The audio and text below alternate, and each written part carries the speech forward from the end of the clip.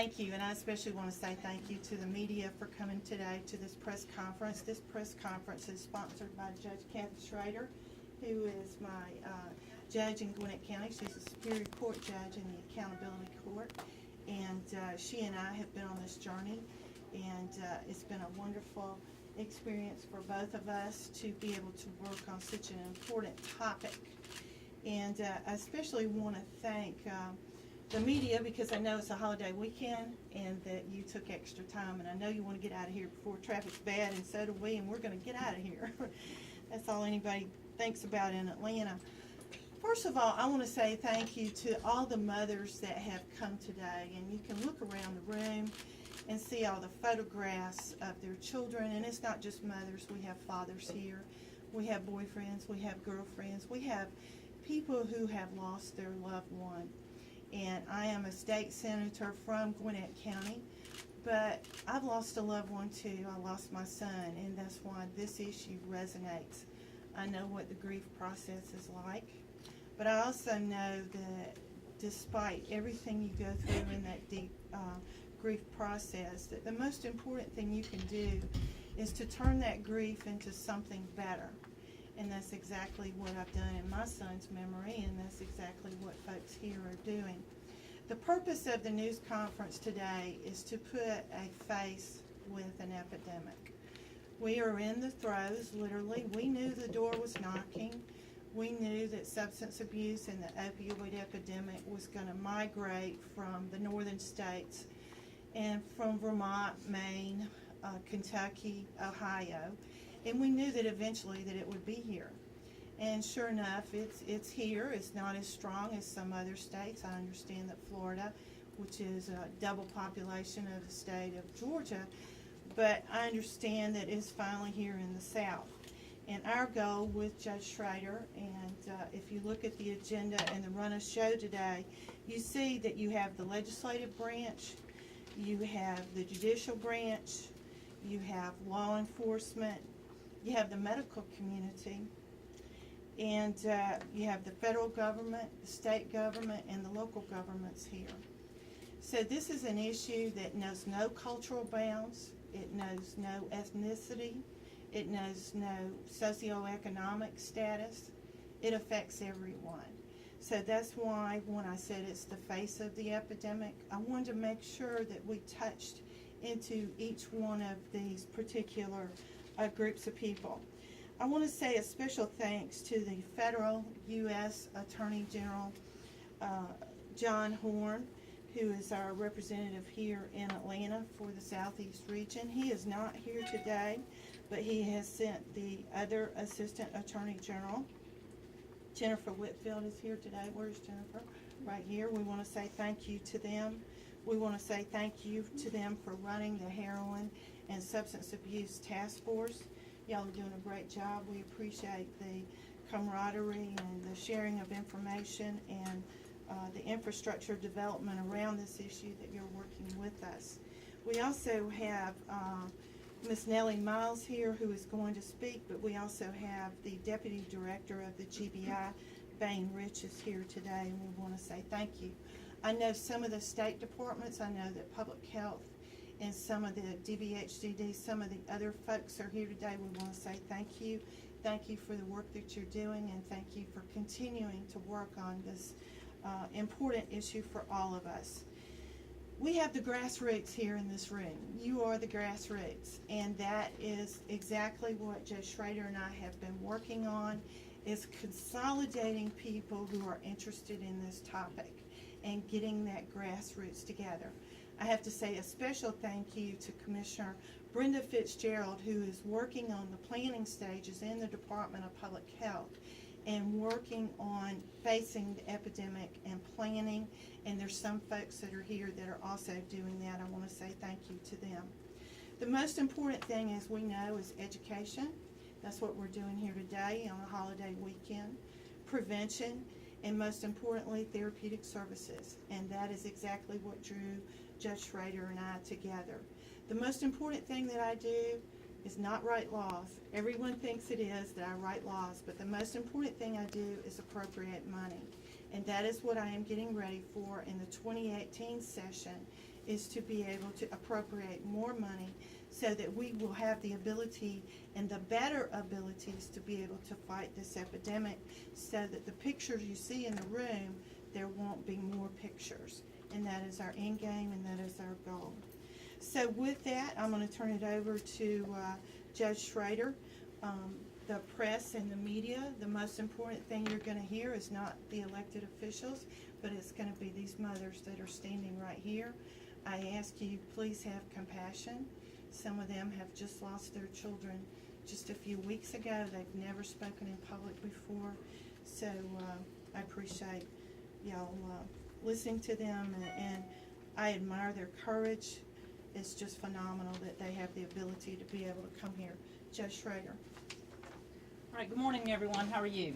I know it's hot. I'm going to be brief. I have a few topics I really want to touch on. First, I echo Senator Unterman's statements about honoring those today that have lost their battle. We honor you. Today's purpose is to take your pain so you can help us with our purpose, to now reach those that are struggling, those that are still in the battle. I come to you as a drug court in Gwinnett County. Georgia has many drug courts.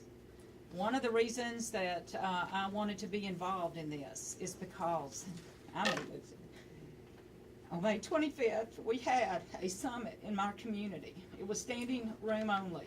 Many of you were there. On May 26th, I found out that 2 boys in my community had lost their battle as a result of the toxic poison on the street. And if that wasn't bad enough, I found out that one of those boys had been in my system and had been let out on probation to get ready to go to treatment. Why is that so bothersome for me? Is because my community desperately needs a transition center, a recovery center, a therapeutic center, so that we don't allow people who have gotten so wrapped up in substance abuse disorder get in the system and then be released before they can find appropriate care. I believe that now it's our duty and our burden to make sure that we have brick and mortar appropriate care in every community in this state and every community in this country. I wore my red, white, and blue today to honor not only the nation's Independence Day, but to ignite and encourage everyone that can hear my voice. Get involved so that we can declare victory over this battle, so that we don't have to worry about whether our kids are waking up dead because they have gotten hold of some type of toxic poison on the street. Everyone is touched by this crisis. Every system is being impacted by this crisis. There are no easy answers. There's not a magic bullet. Substance abuse disorder, mental health issues thrive in isolation, and they thrive on instant gratification. That's exactly opposite of what we need to fight this battle. It's going to be a long-term, patient, intentional battle. It's going to take us all to persevere. I want all of you in the sound of my voice to reach out to every leader that manages your community on the community level, state level, federal level. Have a voice in this battle. I honor all the parents, the loved ones, the support system that's here. Y'all know that for every single person that struggles with this, at least one, but usually 5 or 6 are impacted by this disease. In my court, we could service so many additional people who are struggling if we had brick and mortar resources in Gwinnett County. And I echo that for many of my accountability court judges across the state of Georgia. But we don't have that. We need that. Brick and mortar. We really don't need more meetings to figure that out. We really don't need more meetings to figure out we have a problem. We really don't need any more meetings where parents come and they hear the same tragic data. they hear the same tragic protocol. So my purpose of being here today is to issue a call to action. Action, contacting your leaders in your community, and those include your chamber leaders, your business leaders, your church leaders. We need every system activated in every community across this country. Build awareness in your neighborhoods. Alert neighbors that may be oblivious to this because they think they haven't been impacted. But yet, their kid has probably lost their best friend. And guess what they're going to end up doing to satisfy that trauma? We need to wake up to what's happening in our community. Also, contact your medical professions. Anytime you're at a doctor, please take an opportunity to educate them about the overprescribing. Thank you, Senator Unterman. Where did you go? For and my Georgia legislators for coming up with a protocol to manage who's getting what, because that's been long overdue. Georgia needs to lead the nation in conquering all the systems that have participated in creating this crisis. If you have anyone who works for a pharmaceutical company, make sure they're aware of what's happening. I personally have taken my children to different doctors over the last 12 months where this crisis has been on the forefront. For sports injury, for sore throat, for the sports injury in particular, and wisdom teeth removal, both of those physicians tried to give my children 30 Oxycontin. They're young adults. So I took the opportunity to give them some material, share with them some websites and links, so everybody can do that. We can start spreading that education. I want to challenge all of you to write a letter to at least 10 people. If everybody in the sound of my voice contacts 10 people, your voice will be heard in a magnitude like never before. Also, encourage your local leaders to do a needs assessment to find out what brick and mortar resources we need. Because if a needs assessment is done, then they will have the evidence and the data to realize. In my community, I have to use the jail and the work release program to keep some of my drug court participants safe, sober, and alive. That is not using best practices. That is not a holistic environment for somebody that's supposed to be in recovery and building a better life. But it's the best I got. And I'm using the best I got. But I'm here begging for better. We're all here begging for better. Also, if you have an idea for some sort of legislation, as you can see with Senator Unterman, don't buy the lie that your representatives don't care. They care. Reach out to them. Give them the information. Give them the ideas. They all want to help. They all want to help. We have a strategy. We have a coalition. It's getting bigger and bigger. I honor all of you today for taking time out of your Friday morning to come down here, support the cause, be involved in the cause, move the cause. My message to you is, let's keep fighting. Let's keep fighting. Our purpose is greater than the pain. So thank you all for being here today. Thank you. Next, we're going to hear from Ms. Nellie Miles. She's Director of Office of Public Affairs with the GBI. Thank you. Good morning, everyone. On behalf of the GBI Director, Vernon Keenan, we appreciate the opportunity to share some information. As far as the GBI is concerned, everyone is aware that we are a law enforcement agency and we enforce the drug laws. But one of the things that's very unique about our agency is we have the GBI Crime Lab. And at the GBI Crime Lab, we realize that there's a lot of information there that it's important to share. Although I'm a public affairs person, I'm a spokesperson for this agency, I was a forensic chemist for 16 years. And for all of that time, I mean, the worst thing that I had to worry about is a cocaine case, a large kilo of cocaine. I never feared testing a case. I never was concerned. If I wore my basic, proper protective equipment, I knew I would be okay. But that is not the case anymore. And I think that it's important to understand that although the information is out there, we hold the information as far as the repository for the state. And what we realized a couple years ago, as we knew, as Senator Unterman has already stated, that this was coming to our state, was that we started seeing a lot of abuse of prescription pills. Our oxycodone, methadone numbers, hydrocodone, they started to rise.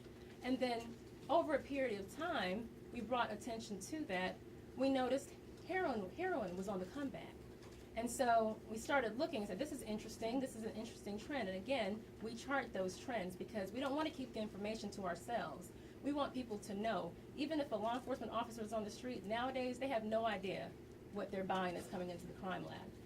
And then one day, we noticed that the heroin was getting cut with fentanyl. And we're talking about a white powder, just to let everybody know this is flour, this is not real. And I want to be clear about that. We noticed that something that looked like this, white powder, very fine material, was being cut with heroin. And we started asking the questions why. And we realized, well, it's cheaper, it's all about economics, but we couldn't figure out that why something that's supposed to be administered in small doses in a patch under hospital care would be cut with a street drug like heroin. It was scary. And then not to mention, fentanyl is a drug that's transdermal and can be absorbed through the skin. It can be inhaled. And again, at that particular point, we started saying, well, we need to start to take a step back. And so we dealt with that. And so we saw heroin and fentanyl. And again, we're about data, we're about sharing numbers. Here recently, we realized that those individuals that are profiting from putting these poisons on the streets started to change the formula a little bit. And we saw this with designer drugs. That's the whole purpose. They're making these drugs to get around existing drug laws. And we're thankful because we have a legislature and a governor that is very supportive of working with us as we start seeing these new substances. But years ago with synthetic marijuana, we all know K2 spice, but the difference between synthetic marijuana and these synthetic opioids is we did not see the bodies coming into the morgue like we are today. And so that's why it's important for us to be a partner in this, because we have the information. And during the legislative session, we noticed that carfentanil, which is an elephant tranquilizer, was showing up in the drugs. Carfentanil, marketed to those individuals that were suffering from this disease, heroin. And I'm going to show you, I also brought with me, if you will just indulge, and we've shared this, but again, it bears repeating. This is the amount of heroin that it takes to overdose. You can see that. And then we go to fentanyl. You can barely see the amount, how little it takes. And then now we have carfentanil. You probably can't even see that. But this just goes to show you how little it takes. And so, again, this was a very troubling trend. And we've been partnering also with our media outlets out there to share this information because, again, I'm not saying that we wouldn't know, but the fact that we're seeing we get all of these cases working, thousands upon thousands of cases coming into the GBI crime lab, we said, again, it is important to let the information out. And so recently what we're seeing is that they're making new fentanyl analogs, and these are just essentially very much like fentanyl. But the problem with it, if you take a drug like fentanyl or carfentanil, we know there is some legitimate medical use for them, okay? We understand that we have a doctor that can hear that is, that can talk about that. But a drug like fentanyl that we're seeing, the newest one that was reported, acrylfentanyl, tetrahydrofuran fentanyl, what is their purpose? Nothing but poison on the streets. And it's just not right. So for us, this is very important to us, and we, again, appreciate the opportunity to share that information as far as what is important that we tell as far as, you know, what to be kind of concerned about and what we need to understand. Our message is not that you should fear leaving the house. That's not what we're saying. We're saying that if you come in contact with anything that is some sort of unknown white powder, and even, you know, you've seen the stories about the counterfeit pills, we discovered that internally because I received a message from the chemistry section that said we have a pill that's being marked as oxycodone, but the results came back containing heroin, fentanyl, and fentanyl in one pill. And I made a request. I said, could you please go back? This is very troubling. I know counterfeit pills, we've tested it, it's been around, but typically, if you're getting a fake oxycodone, the results are gonna come back oxycodone. It's just that, you know, they're pressing these particular drugs just so that they can make the money. But what we're seeing is that we're seeing all different types of synthetic opioids being pressed into these counterfeit pills. And then it was the massive alert to the public so that people would understand, if you think you're popping a pill that is oxycodone, guess what? It is not what you think it is. And so we put that information out there as well. And so, again, the point to all of this is that we would like to be able to continue to share that information and let everybody know that's what's out there. In terms of protocols for safety, if you're a law enforcement officer, we've been telling law enforcement officers that are out there, definitely wear your particle mask. A particle mask is going to is 95% of the particles out. We suggest nitrile gloves. We suggest minimal skin exposure. If you're a person that is in a situation where you encounter this, we say do not approach, do not touch. You contact someone, either a fire department, local law enforcement that can get out there, because we treat this as a hazmat situation. And I'm a person that goes out there and I will see what the public is saying and I'll see the responses, and there's still plenty of people that don't understand that this is that serious and think that it's over dramatized. But we have the death reports to prove it, and we have the family members out here that can really say this is a serious problem. And again, on behalf of the GBI, we appreciate the opportunity to share this information. Thank you.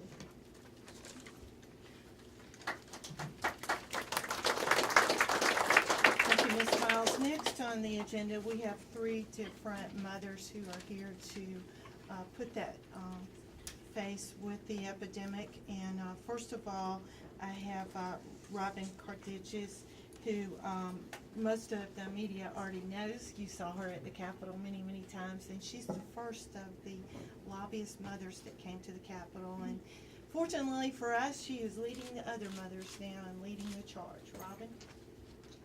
Thank you. Could you spell your last name, please?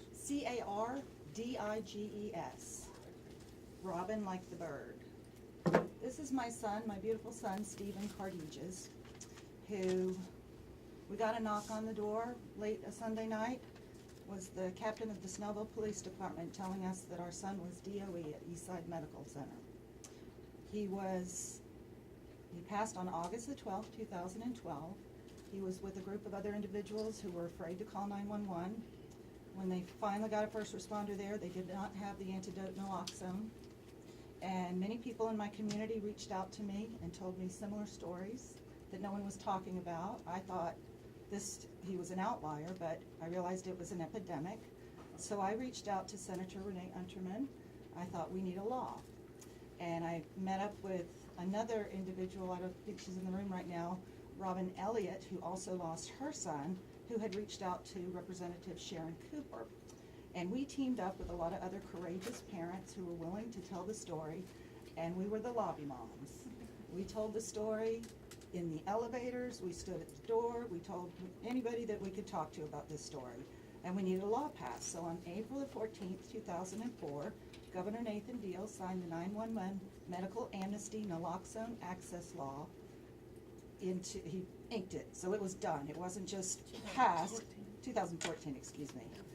And so, briefly, this law protects you if you're around someone who's experiencing an overdose of any kind, including alcohol. You're free to call 911. You're immune from prosecution if you stay with them. You're immune from prosecution for administering, and actually late last year, Governor Nathan Deal made naloxone access available to everyone in the state without a prescription.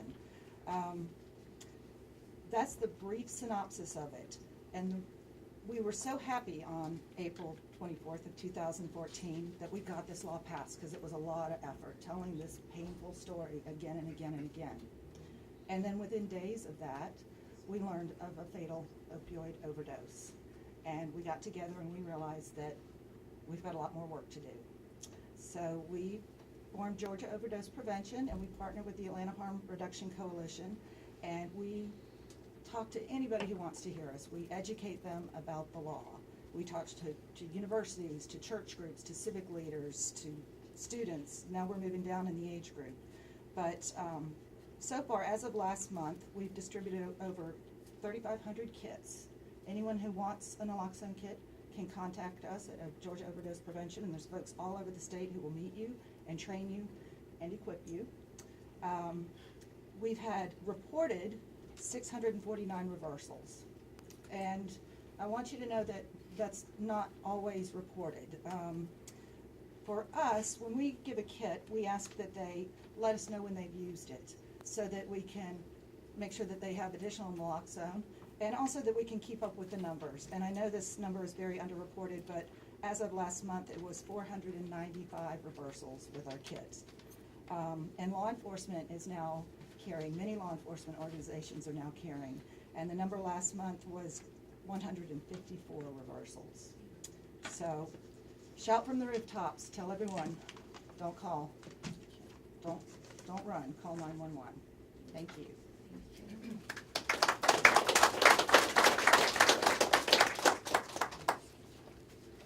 Okay.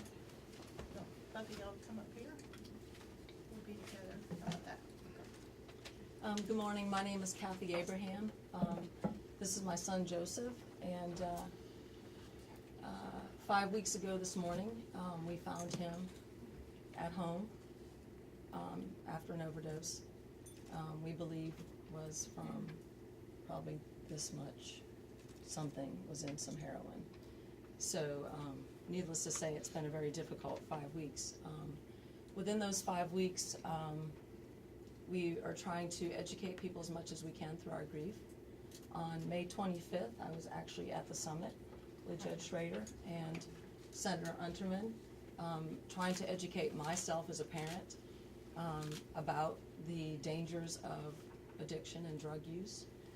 It was that night that I learned about fentanyl. Actually, I wasn't aware of it as a parent who'd been struggling with my 19-year-old son for 4 years prior to this. So I had no idea that the next morning that my son, along with Dustin, we live in the same neighborhood, that we would find our boys victims of this poison. We know from that moment on, we live in a nice community. You know, I'm a public school educator, and I think what happened was the outpouring of love and response we've had has been, I can't even begin to describe. I believe that people now see that addiction does not discriminate, you know, and I know how difficult it was for me as a public educator to try to keep this kind of to myself, and I would only confide in a few people and go to my NARNON meetings and those sort of things, and my Navigate Recovery meetings and those sort of things. But when this happened, it was like the whole world opened up to me. You know, I want to tell everybody about it, and especially educating parents. You know, my husband and I, we didn't know what to do. We didn't know where to go. We didn't know insurance wouldn't cover his rehabs. You know, we're middle-class people. We don't have the finances to take care of those things. He was scholarshiped into a rehab, but he was released on Mother's Day from Gwinnett County jail system, and within 2 weeks he was dead. So basically, my goal and my vision is to honor my son from here on out. He has a name. He's not just a statistic. He needed help. And I think that now my vision, and ours, Lisa, as well, is to begin to educate our kids at an earlier age.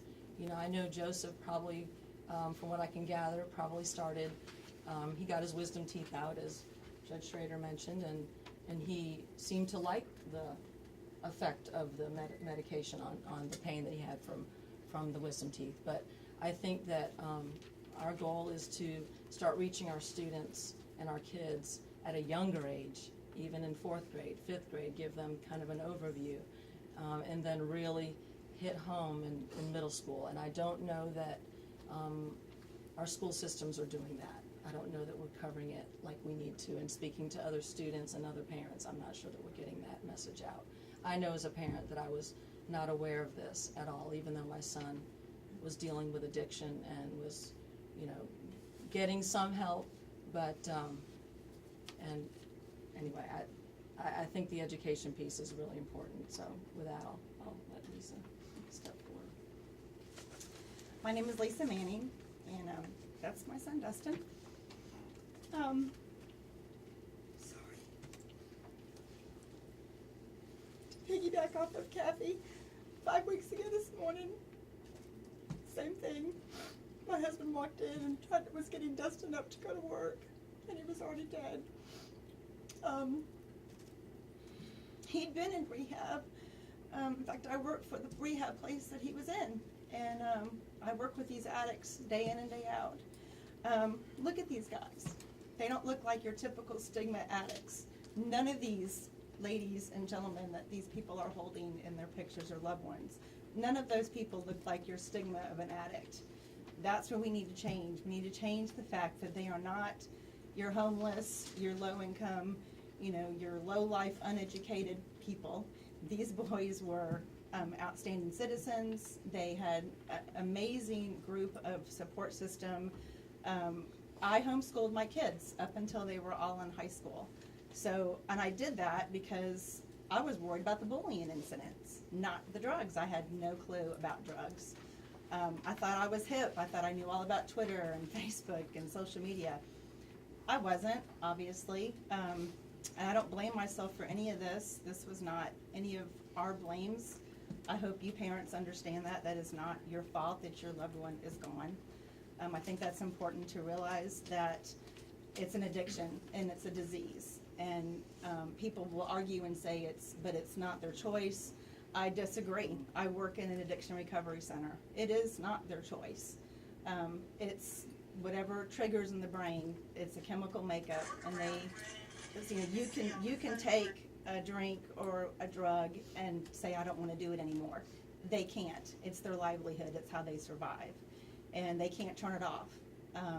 That's why the brick and mortar and especially in Gwinnett County, we need something that can help these kids. We give scholarships at the place that I work, but it's like 30 days. And 30 days is just a drop in the bucket. It's not going to cure their addiction. They're never going to be cured of the addiction, but they can have the tools and they can have the process that they need to say no and to turn away and to find support groups so that they don't relapse. It used to be you can relapse, but you'd have some more chances. You don't have another chance now with all this stuff out there. My son relapsed, and he had a clean drug screen the night before. My husband and I drug screened him the night before. The 5-panel, the whole kit and caboodle. And he was clean. And he obviously had an urge, or we don't know what. It wasn't much from what we understand, and what little bit he did relapse from killed him. He didn't get another chance. I want to speak to the parents who have young kids that your kids are going to be approached to try something just once. It'll make you feel good. You can't even try it once anymore. You can't try it once and go, I didn't like the way that felt, I'm not going to do it again. You can't do that because they won't have another chance. The drug of yesterday is gone. It's now the drug of today, and you won't see tomorrow. So please get the word out. Please educate your families, your kids especially. And it's not so much just the kids, it's the grandparents. We all, both Kathy and I'll say it to you, we had our head in the sand. We had no clue that this was going to happen to our kids. So I just want you guys to be aware that, first of all you parents, grandparents, sons, daughters of mothers and fathers that have passed, don't blame yourselves. It's not your fault, it's the disease. And we've got to fight to find a way to cure it. Thank you.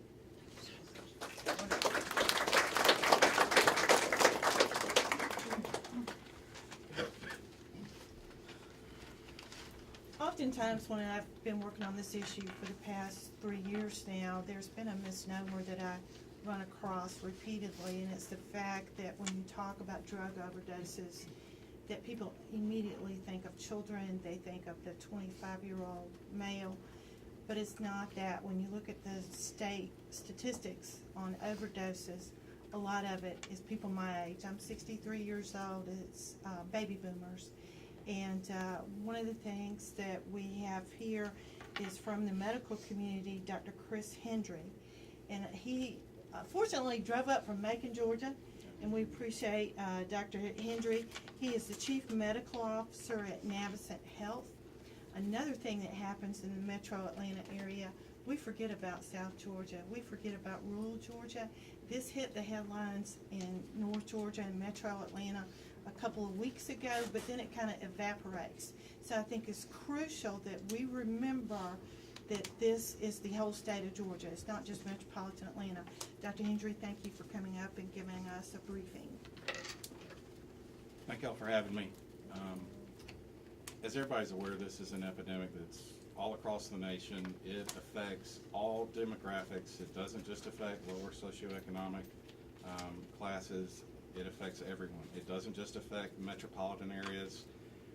Several weeks ago in central Georgia, we had an outbreak of overdoses that it looks like the total will be somewhere near 30 overdoses with potentially 5 deaths associated with it. We had over 15 inside of Navicent in the emergency room, came in within 48 hours, and it can overwhelm the system. And luckily we had the supplies and the physician skill set to recognize what was going on. We got the drugs, the Narcan, into the patients, and we were able to save some. Not everybody. It's an overwhelming burden to the system when you have that kind of outbreak. It costs hundreds of thousands of dollars in expense to take care of some of the survivors that were on the ventilator for several days in the ICU, and the ongoing costs of managing their addiction once it's identified, and the devastation in the families that are affected by this disease. I would be remiss if I was not the first to admit that there is an opportunity to educate physicians better about how to handle the prescribing of narcotic medications. It's a gap in our medical education system, and the drugs that we learned how to manage are not the drugs that are on the street. These are other poisons that we weren't taught how to handle, and the potency of the opioids that we are able to prescribe now are much, much more stronger and potent than the medications we learned in training. So I think the CDC recommendations that came out about a year ago are an excellent step towards educating physicians on how to manage acute pain and chronic pain and the appropriate use of narcotic medications.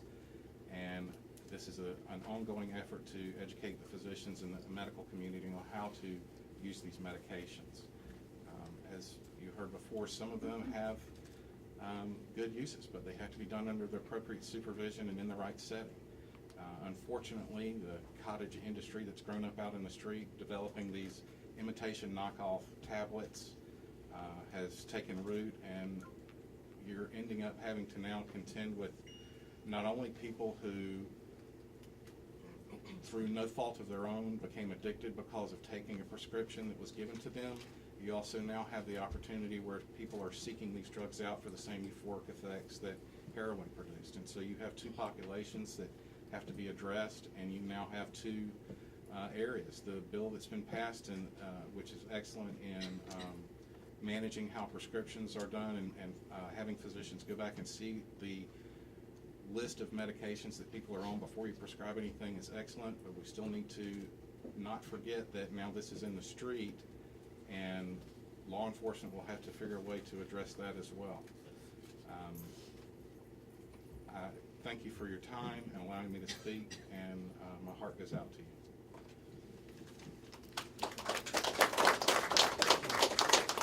I was remiss to say that Dr. Hendry is the medical director at Navicent Health, and as most of y'all know, Navicent Health is located in Macon, Georgia. It is a level 1 trauma center. It is the only federally qualified trauma center in the state of Georgia. Grady Hospital is a level 1 also, but it's state qualified. So Navicent has done a great job with the epidemic, and unfortunately I think in the future they're going to continue to have to do more with it. The other person that I left out is Dr. Gaylord Lopez is here. He's from the Poison Control Center, which is located at Grady. It's a state-funded, partially state-funded poison control center.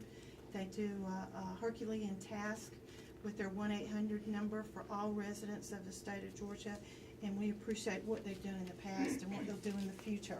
So with that, I believe we'll open it up for questions from the media, and then after that, we'll go upstairs, and I know some of the media, I know everyone in here is about to wilt because I'm about to wilt.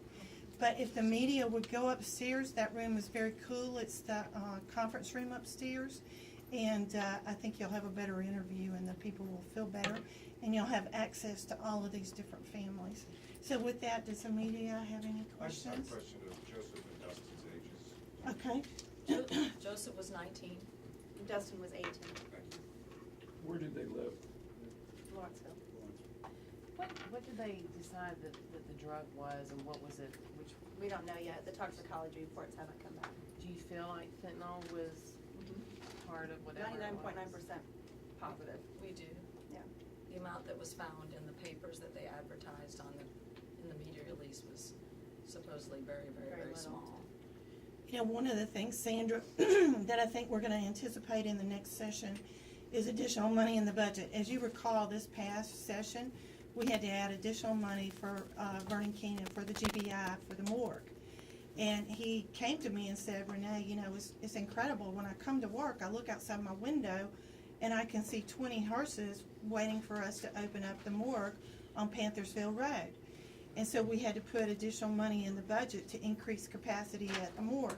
We're going to have to put additional money into the lab that Ms. Miles is so fluent. I mean, she's an expert in these analogs and the chemical compounds in these drugs. We're going to have to put more money in the budget. It's not fair to these parents for you to ask that question, what did your son die of? And they have to wait maybe 3 months, 6 months, and don't know what they died of. It's also good for intelligence in the law enforcement community to know exactly what's on the street and what people are dying from. Not saying, maybe they died from this one, maybe they died from this one, you know, we don't know. So I'm anticipating and hoping that we can put more money in the budget for that.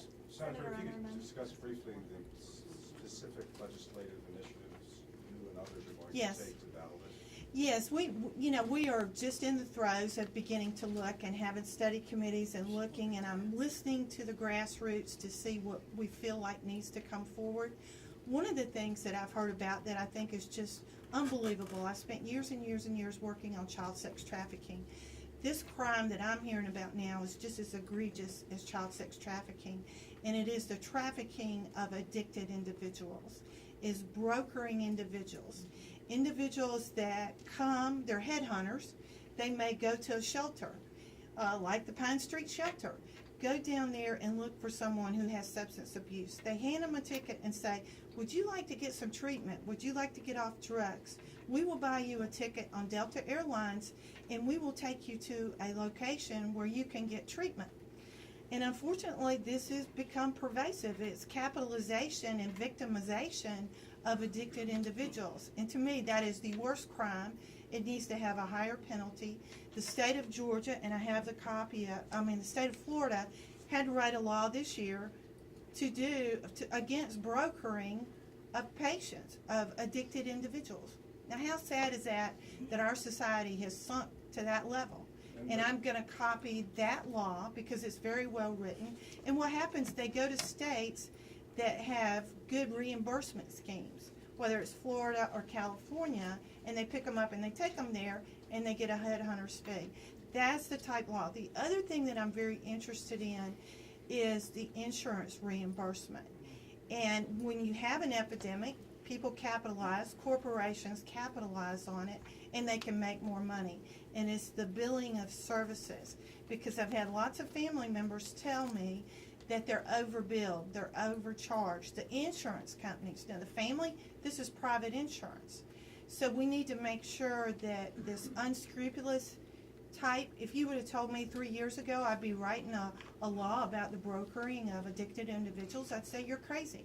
But I also didn't think I'd write a law about child sex trafficking. So the times have to change, but the most important thing, as Judge Schrader said, is additional money for brick and mortar therapeutic services. We got the cart before the horse with the accountability courts. It's wonderful, it's great, we have all these accountability courts like veterans courts, mental health courts, family courts, all these different courts, drug abuse courts. But when she sends someone to go get treatment and there's no place to go, how sad is that? I mean, 3 weeks after someone got out of, 2 weeks after they got out of jail, they died because there's no services. And that's where I say that the appropriation process is more important than writing laws. Are you talking Senator about like Norman, the do you public have health, through the public health system, or are you talking about incentives for private brick and mortars to come and open up? It would be through the Department of Behavioral Health, Developmental Disabilities, and Addiction Diseases, and it would probably be through the Community Service Board system, the current system, but we've got to develop best practices and standards of practice so that you don't have this nefarious type activity coming in. We wrote a bill with Senator Mullis about the methadone clinics in northwest Georgia because they were proliferating. I think it was Walker County had 7 methadone clinics and he's got 40,000 people. I'm in Gwinnett County, I got 1 million people and I got 2 methadone clinics. And they're profiteering off of those pickup truck and a trailer and they got a methadone clinic. There's no standards. We have to develop standards. Senator Underman, can you give us a sense of how many of these brick and mortar treatment centers you anticipate? Maybe the judge knows? No, we don't know. We are working with the Department of Behavioral Health and the Department of Public Health in beefing up the system. And I have no idea. And we're in the process of OPB, the summer process of budgeting money right now. And hopefully it will be a new line item that will have additional money. We did receive $11.8 million of the federal grant. And, I told Joe Schrader, $11.8 million, I can use that much money in Gwinnett County on this issue. That's a drop in the bucket. And I know in Washington, D.C., I had a press release. I wrote a letter on Monday to Senator Isaacson and Senator Perdue saying, please, whatever you do with the Affordable Care Act, we need additional money for opioid and substance abuse programs, not just in the state of Georgia, but across the United States. And please include this in your negotiated process in the U.S. Congress and the Senate. I'd like to respond to that too. I need everybody to understand that this is not going to be solved by government alone. That's right. It's going to take a community-wide effort. Volunteers, support. We're starting a program in Gwinnett County through my probation department with the day center. We got funding for a day center. My probation director is calling teachers on leave this summer to come and help our participants who most people in the criminal justice system drop out of school in 9th grade. They start using substances as early as 8. They don't know how to read. They don't have basic life skills. Those types of community effort to support people coming back into the system, learning life skills so that they can stay out of the system is key as well. So there's a lot of things going on. I don't want us to get caught up in the governmental process because that is going to take what I spoke about a minute ago, patience. But what we do need is a lot of community effort and not to rely just on the government. Yes, ma'am. What do you guys do about education in the school system? I have 8 children. The DARE program is no longer there. They're not educated. When he went back to school and they had asked why, and he had said, I had lost my aunt to heroin. He was shunned and he was pushed down. They didn't want to hear about that. They're not allowed to talk about that. So education has to start in elementary and go up. That's when you're going to get them. I've met with our school board in Gwinnett County, and we're having meetings on a regular basis about how to build in curriculum into an already packed skill. That's another way. Parents, reach out to your school system. Teachers, reach out to your school community. Y'all are a tight network, and you can make things happen. So reach out and make sure to demand curriculum in the school. I wanted to tell my sister's story, and they said, I'm sorry, we can't do that. But these kids can go home and play Grand Theft Auto and kill people and race cars, but you can't give them the truth about addiction and how it's killing everybody. I know one of the things that we're working on in this collaborative, and I in particular am focusing on the northern counties of metropolitan Atlanta is looking at which counties are doing a better job and which ones aren't, and then copying and mimicking. And one county that seems to be light years ahead is Cobb County. No, they're not. Well, let me finish. They are doing better steps towards education versus other counties that are doing nothing. And one of the things that they do that I'm trying to copy in Gwinnett County is at the beginning of the school year, when parents are really interested in the school and the kids and everything, they send out a magazine, and it's about substance abuse. And if a few years ago you would have told me that they did that, I wouldn't have believed it. But that they're taking baby steps. I agree with you. There's not enough done, and we want more done. Mhm. Can I make a comment? Mhm. Florida and Pennsylvania both have chapters called NOPE, N-O-P-E. If you Google it, you can get on their website. I've already started the process to get a chapter started in Gwinnett County. And it's where you've got all of you parents or grandparents, whoever you are that lost a loved one to addiction, you can get yourself in front of the school system, churches, youth groups, those kind of things, which is what my goal is going to be doing, and actually have a picture of your loved one and tell your story in front of the parents and the students and the teachers, the administrators, all of them in a school system, and they'll back you 100%. So I urge you in every county that you're in, Google the word NOPE, it's all caps, and I can't remember off the hand what it stands for, but they will start chapters in your, we don't have one in Georgia, only Okay. Pennsylvania and Okay. Florida. I know we have to end the news conference. I think there's one more question. Senator, can you talk about what you'd like to see in the Senate health plan and just address some of your concerns that you did express in your letter? Are you talking about the congressional? Correct. Yes. I wrote the letter, and you should have a copy of that letter that I wrote to Purdue and Isaacson. And what I want with the Senate plan is for that plan to continue to move. I'm concerned that it's stalled now.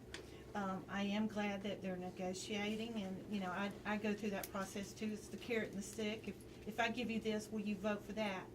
But the most important thing I want to remain in it and to see an increased amount of money is for substance abuse, and specifically for the states to be able to fight the opioid epidemic and that drawdown. And so we can match state money with federal money, and that's a completely separate topic than the Medicaid.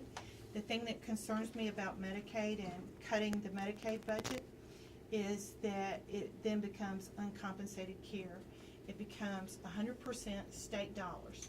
So if you cut the Medicaid budget and you say, states, you're going to have to eliminate this number of people, those people are still going to go to the emergency departments. The bottom line is we have hospitals closing in the state of Georgia. We want to discontinue the hemorrhaging of those hospitals to maintain our existing infrastructure, and I'm not sure we're going to be able to do it with potential cuts to Medicaid.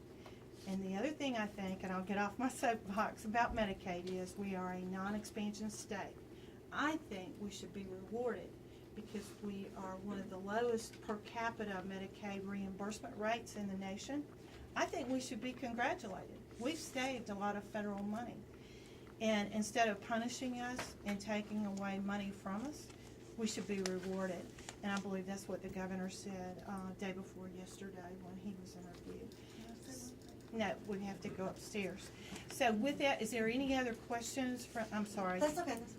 Everybody's so hot. Is there any other questions from the media? Because are y'all interested in going upstairs and meeting with the families? You are? Okay, so can you direct them how to go?